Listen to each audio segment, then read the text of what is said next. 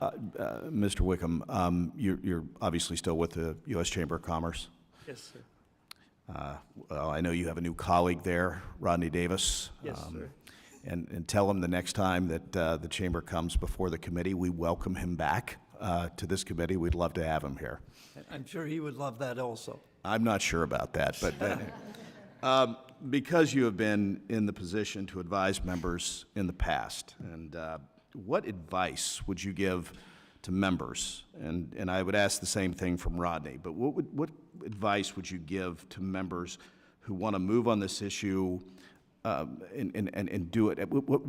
What can we be doing to get other members excited about understanding about this issue? This is not an issue that, believe me, I'm not letting my 5-year-old know that we're talking about this type of stuff. But I mean, how do we convince other members to get on board?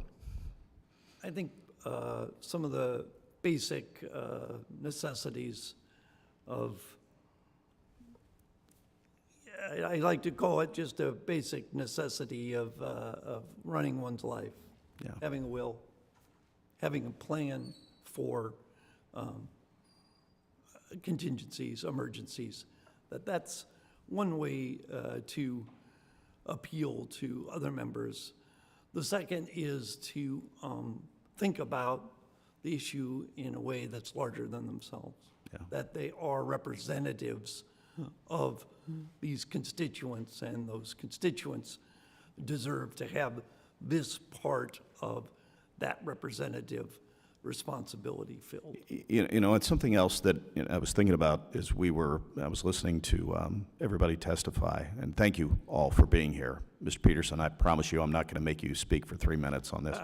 But one of the things that I thought about is we're talking about members of Congress, but we all have state legislatures that are kind of in the same boat, and hopefully, this type of legislation can be the model for our state legislative bodies, because, in Ohio, we have a full-time legislature, and very much, this could be the same problem there as well. But one other thing, and this is really for all of you, what are some of the pros and cons of the approach that allows members to be involved in the same way in choosing their own temporary replacements, so should something happen?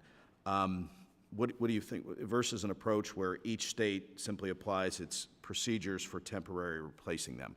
What do you think are the pros and cons in that? Anybody? If not, I'll have to pick one of you. Why don't we let Mr. Peterson talk?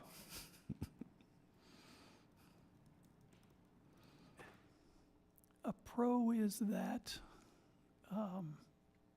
there's some assurance that there's someone back there if the suddenly unavailable member needs replacement. A con is that this person is likely unknown to the electorate in that district, is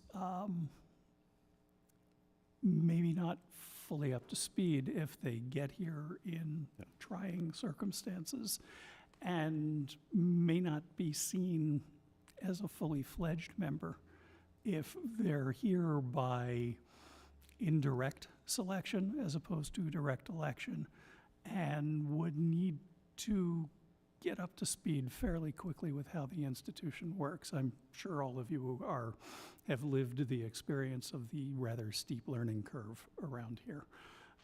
And 1 or 2 members per Congress coming in and enduring that in a non-convening election, that's okay. 100 or more, you are probably looking at slowing down the institution a bit. And I will tell you, I mean, as somebody that won a special election in a very short time frame and then had to live through redistricting and had to represent 75% different constituency than I represented in the first time I ran for office, there is a challenge to get out there and meet the voters, and I do. But anybody else, pros or cons? I only have 16 seconds, so if not, I yield back.